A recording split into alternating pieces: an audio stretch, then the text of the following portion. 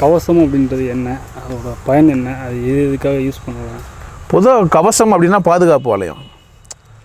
பாதுகாப்பு வளையம்னா ஒரு பொருள் இருக்குதுன்னா அது ஒரு பேக் வச்சு கவர் பண்ணி வச்சுருந்தீங்கன்னா அது பேர் கவசம். கவசம். ஆன்மீகத்துலேயும் இந்த மாதிரி கவர்ன்ற வார்த்தை நிறைய இடத்துல. இப்போ கர்ணன் வந்து கவச குண்டலத்தோடு பிறந்தார், அந்த மாதிரிலாம் நீங்கள் கேள்விப்பட்டதுனால தான் நீங்கள் இப்போ கவசம்னான்ற ஒரு கேள்வி உங்களுக்கு வருது. இப்போ கவசம் வந்து அந்தந்த இடத்துக்கு மாறுது. நாம் புத்தியே ஒரு கவசம்.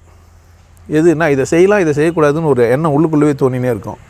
சாட்டிஸ்ஃபைடு இல்லை, அதாவது திருப்தி அடைதல் அல்லது திருப்தி அடையாத போதல், இது வானா இது வேணும் அப்படின்ற உள்ளுணர்வு ஒன்று நமக்கு எப்போதுமே உந்தினே இருக்குது. அதுதான் நம்மளோட கவசம். ஸோ அதை நம்ம மதிக்க ஆரம்பிச்சிட்டோம்னா, எது நம்மளுக்கு வந்து வழிநடத்துதோ அதை மதிக்க ஆரம்பிச்சிட்டோம்னா சரியாகவே போவோம். எங்கேயுமே ஒழுக்கி விட மாட்டோம், எதுலையுமே கஷ்டம் இருக்காது. ஸோ அந்த மாதிரி ஒரு கவசமாக நமக்கு எண்ணங்கள் இருக்குது. ஆனால் உங்களுக்கு கவசமாக என்ன செஞ்சுறாங்கன்னா அதை பிடிங்கிட்டு மேலே பெயிண்ட்லாம் வச்சு பேரில் வச்சிடுறாங்க ஒரிஜினல் கவசத்து மேலே. இப்போ கவசன்றது மாறி போய் நீங்கள் வந்து அந்த ஏதோ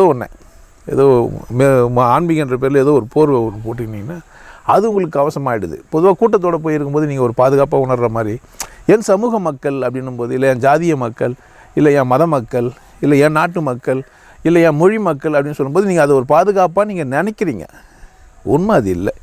உங்களுக்கு உள்ளே இருக்கிற உள்ளுணர்வு தான் உங்கள் பாதுகாப்பு. அந்த உள்ளுணர்வு சொல்லுது எல்லாரோடவும் உங்களால் பழக முடியும். மரம் செடி கொடி எல்லாரோடவும் உங்களால் பழக முடியும், எல்லாரோட கூட நீங்கள் மகிழ்ச்சியாக இருக்க முடியும். ஸோ நீங்கள் உங்கள் கவசத்தை புரிஞ்சுனீங்கன்னா தேவையில்லாத ஒரு பேக் இருக்கும்போது அதுக்கு மேலே ஏன் 10 பேக் 20 பேகு, ஒரே பேகு உங்களுக்காகவே கொடுக்கப்பட்டிருக்குது இயற்கை. அது உங்கள் புத்தி. அது கவசமாக ஆக்கிட்டிங்கன்னா வாழ்க்கையில் வெற்றி பெற்றுவீங்க.